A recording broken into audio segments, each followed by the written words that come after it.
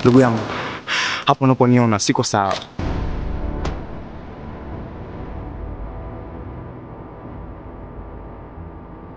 Inamaanisha shemeji anaumwa, si ndio hivyo? Ndio. Hatuna muda wa kupoteza, hebu tuondoke.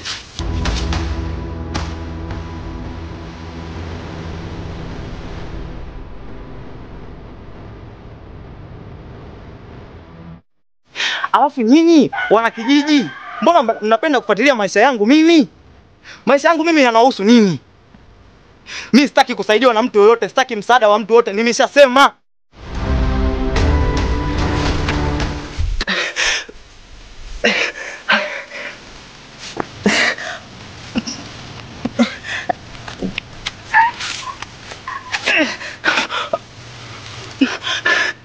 Nimesemaje?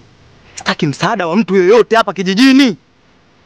Na ndio maana hata marehemu baba mimi ashawahi kuniambia kwamba nyinyi wana kijiji ni wachawi, na mimi nimeamini hilo.